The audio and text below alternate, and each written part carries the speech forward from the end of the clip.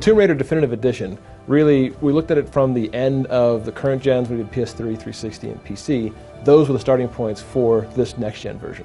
What we find the most, I should say, on next-gen is it's about the particle systems, it's about the environmental effects, it's about the movement, and that kind of sense of immersion that people want in a world in next-gen.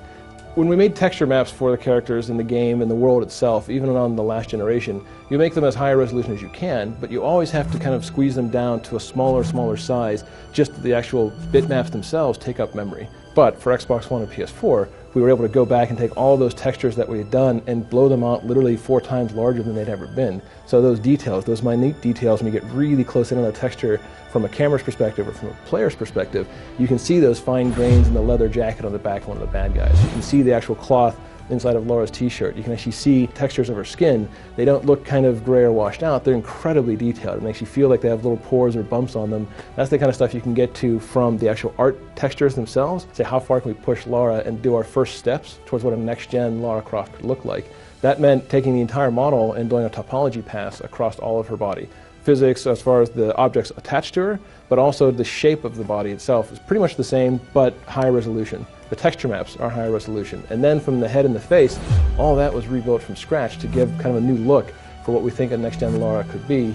But we also did something specific for her skin called subsurface scattering. When you add subsurface scattering, it means the light goes through the surface to that kind of right beneath the surface of the skin, spreads out or scatters, and actually gives that kind of soft glow, kind of a soft illumination to the object, or to the, in this case, her skin.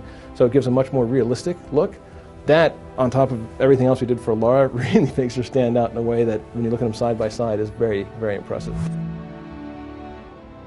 Now, once we had that physics system, we said, let's apply that to the world.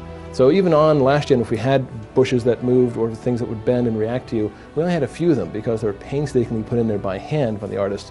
On top of that was a particle system. We had some really good particles and some really nice looking environments that felt like, oh, there's fires going on here, or there's debris coming out of this particular object. But for next gen, we had the chance to go somewhere between 5 and 15 times more particles depending on the area, and dynamically lit particles. So you see certain areas like this World War II bunker that Lara has to infiltrate. When she gets up close to it, there's a searchlight off in the distance that's sweeping through a heavy rainstorm. In the last gen, you'll see it's all kind of the same tone, it all has the same look. You can't really distinguish the searchlight or the rain. In the next gen versions, you actually see this conical light from the searchlight slicing through the rain, and the raindrops actually light as they individually fall through the actual light surface itself, getting lit dynamically.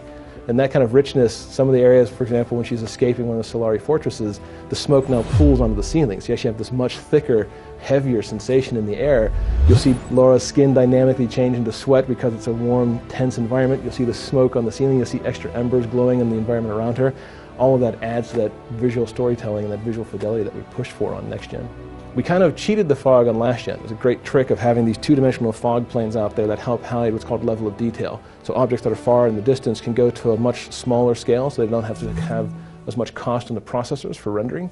That level of detail, when they're much less detailed, they're much easier to draw. But in this next-gen version, we could push those levels of detail all the way out so that everything can always be at high detail at any place on the map. That means there is no kind of mysterious Claritin-like effect where there's this gray fog over the screen. That's all been pulled off. So instead, everything you see is always there. You don't have weird shadow lines. You don't have objects kind of disappearing in the distance. It's all visible out to the horizon. This is really the first attempt for us with our engine, with our character on next gen. I can't wait to see what we do next.